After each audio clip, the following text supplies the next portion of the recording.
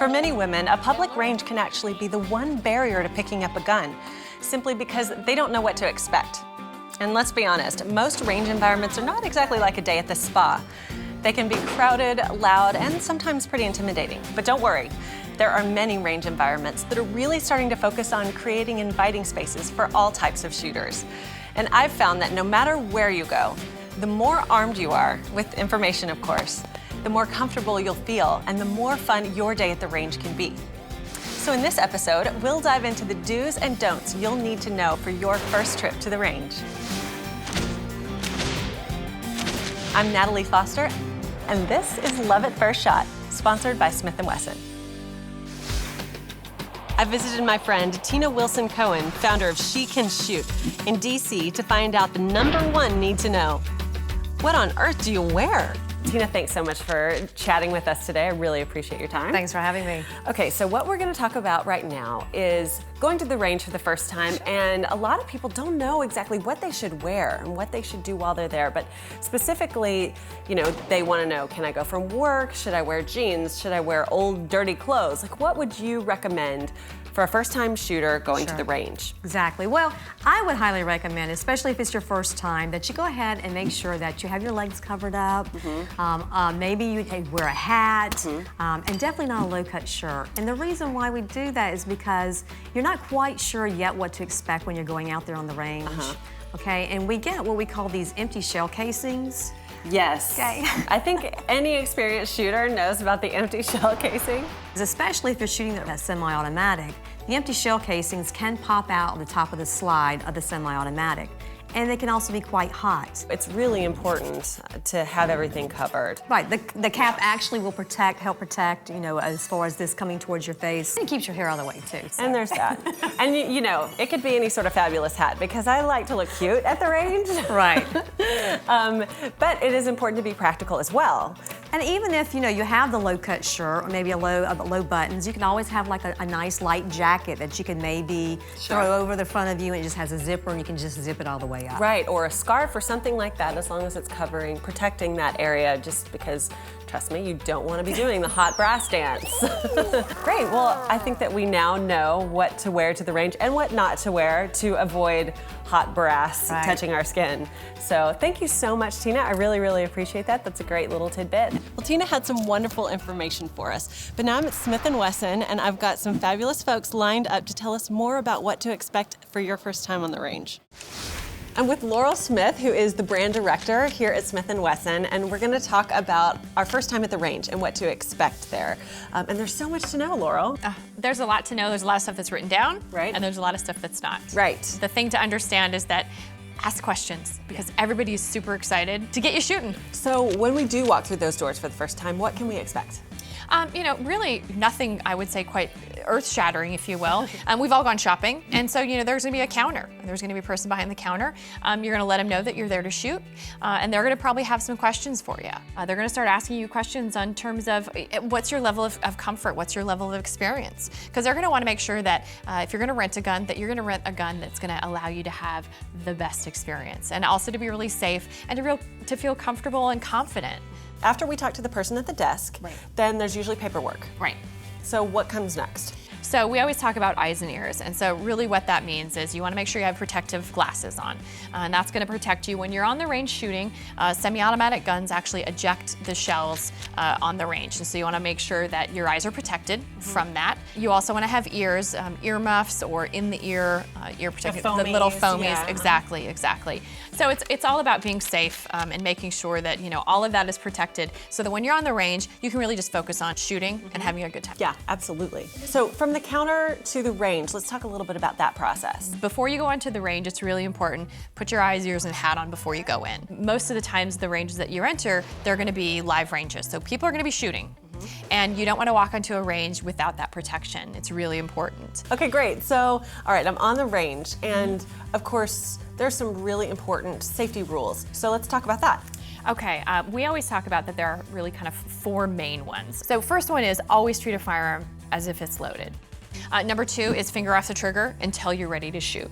And then number 3, always point your gun downrange. Always make sure that your gun is pointed in a safe direction. Right. The last one is always know what's your target and what is behind your target. Really important, again, for safety reasons. Okay, so we've covered all the important safety rules. Thank you so much for all that very valuable input.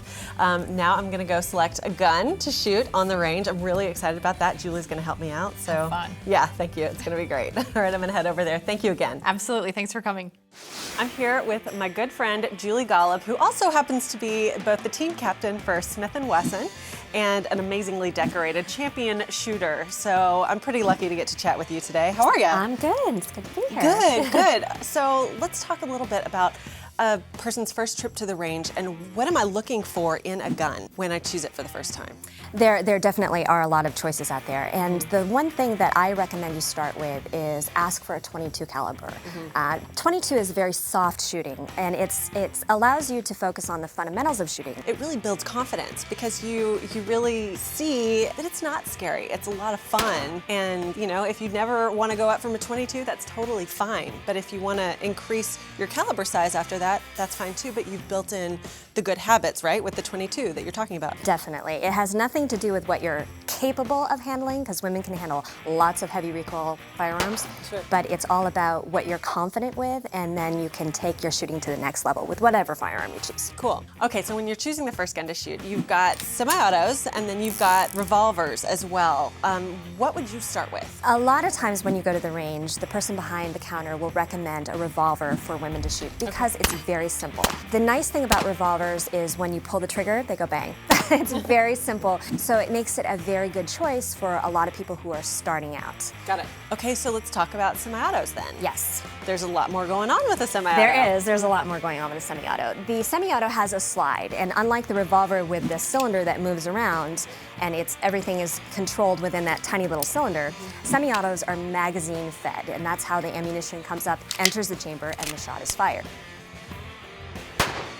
But the important thing to remember if you do choose a semi-auto is that the slide does move back and forth. So you want to make sure you have a very good grip on the gun and that your hand isn't in the way, because that thing is going to move back and forth very Okay, quickly. so when you say the slide, Yep. that's this piece right here, Yep, correct? the upper portion above the grip of the firearm. Right, so this one is going to move like that. Yes. Okay, good deal. Well, I am really excited about this variety we have, and I don't know about you, but I'm ready to go shoot. Absolutely. Let's do it. All right. Let me see.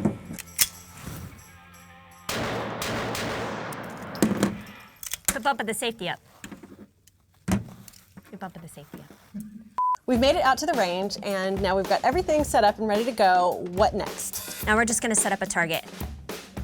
Now, you don't need to put it very, very far. We want to build confidence. We want to have a good time. So you don't need to put it to the maximum distance that the range has. Absolutely. I think that's a really important point because so many people feel pressure to put their target all the way at the back and see how good they are when they first start, but I think it's really important to keep it close. Exactly. Yeah. But the important things to remember is this is your shooting lane. This is your portal with which you can shoot from. So you want to make sure that the muzzle of the gun, the end of the barrel, stays within this area at all times. All right, cool. So we've got everything here. Now what? The next thing that you can do is become more familiar with the firearm itself. So you can work on your grip, your stance, lining up the sights. So if you want to get situated, get a good grip on the gun and kind of get comfortable. Very nice grip. Thank you. We've done this before. Once or twice. One of the recommendations that I like to make for first-time shooters is to only put either one round in the magazine or in the cylinder if you're using a revolver. And that's just in case you don't want to shoot anymore, or you feel very uncomfortable. The gun will be empty, you can set it on the counter, you can ask a range officer for help, and then you have no worries. Great, I think that's a great idea too. Okay, great. So can I go ahead and load up? Load them up. All right.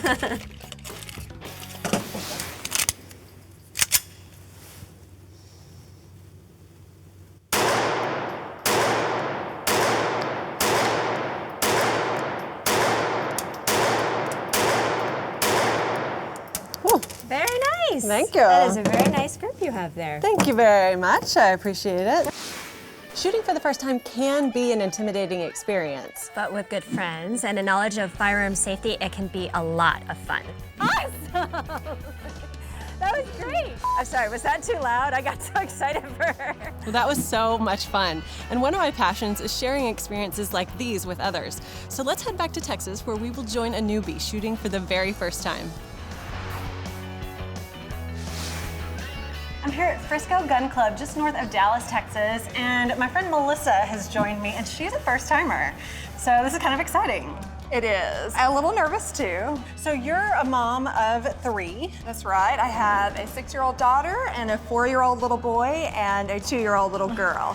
Cool. And so tell me a little bit about your history with guns. Well, I grew up in the city, so I didn't have a whole lot of opportunity to really go hunting or shoot guns that much, but my husband, on the other hand, grew up in the country, and so guns were a part of his life, and he went hunting and was just very comfortable around them. Yeah. And now that we have kids and get to go back to the country with them, it's really neat seeing my kids developing an interest in the guns, and it makes me kind of think, maybe I should learn a little more about this. Cool, cool. So does being a mom play into wanting to learn to shoot for you?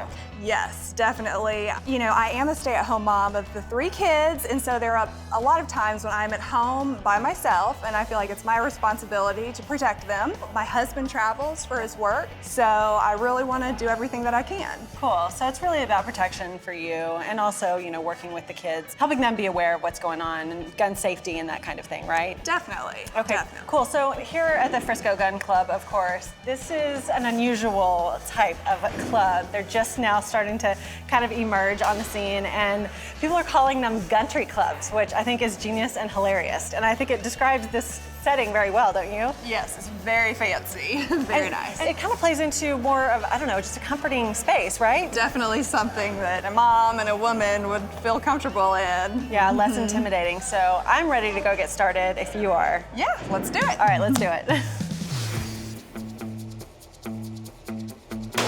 Nice.